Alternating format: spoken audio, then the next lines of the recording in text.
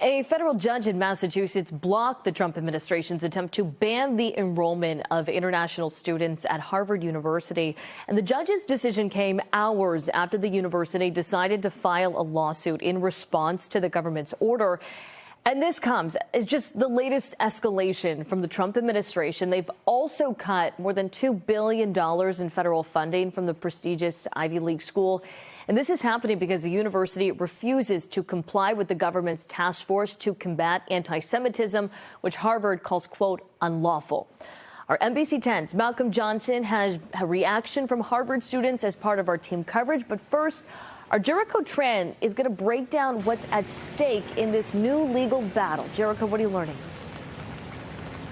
Right now, we're learning for the university, this means that they can keep their student and exchange visitor program for now. It also means that international students can remain enrolled at the university. But understandably, this back and forth has students and professors frustrated, and now elected officials are firing back too.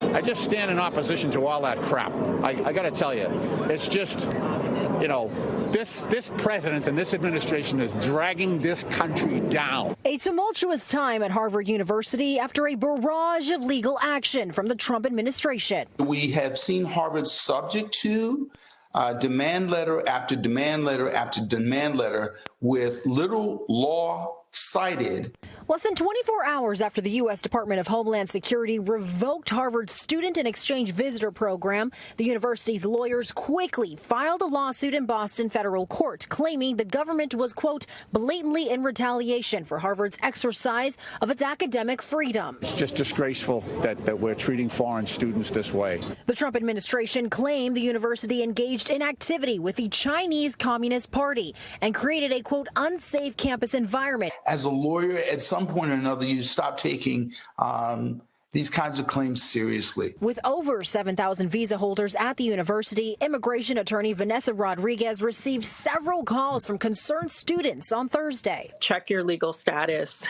Check and see if you can take your legal status to another college. Double check what your other alternative immigration options are. In the meantime, U.S. District Judge Allison Burroughs granted a temporary restraining order in favor of the university. What that means for you is that you have the time now to make sure you reach out to legal counsel or family. That's definitely something for international students to keep in mind as this legal battle continues. Next week, Harvard's lawyers plan to take on the Trump administration for an emergency injunction hearing. In Cambridge, Jericho Tran, NBC 10 Boston. Jericho, thank you. As you can imagine, I mean, this news has thousands of international students uncertain about their future. Our NBC 10's Malcolm Johnson continuing our team coverage with reaction. Malcolm, how are they responding to this?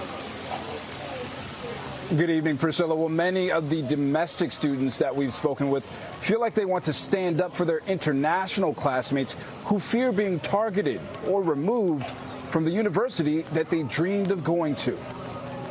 When we heard the news yesterday, a couple of my friends were crying. I was trying to calm them down, but I was scared myself. The tone is tense on Harvard's campus. I think it's definitely very scary. After the Trump administration revoked the university's authorization to enroll international students. Incorporating international voices is a huge part of what makes Harvard Harvard. We learn the best from learning from people from all over the world. But on Friday, a federal judge blocking the Trump administration from revoking Harvard's ability to enroll foreign students. It seems like every day there's something new that we may or may not be able to do. Funding cuts, not being able to bring certain students in. I mean, people's lives are changing. People's post-grad opportunities are changing. It's very volatile right now.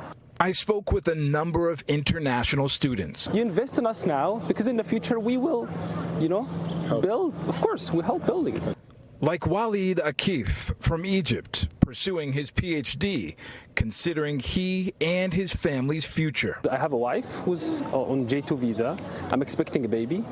So it is overwhelming, but at the end of the day, I trust that Harvard will take care of us. I think the anger first off comes from the domestic students. They're the ones who are really pushing against this, but the international students taking a step back, kind of feeling defeated in some sense. Freshman Angelina Lee's roommates are international students fearful of their fate on campus. Sometimes they're crying. The parents are really worried a lot too.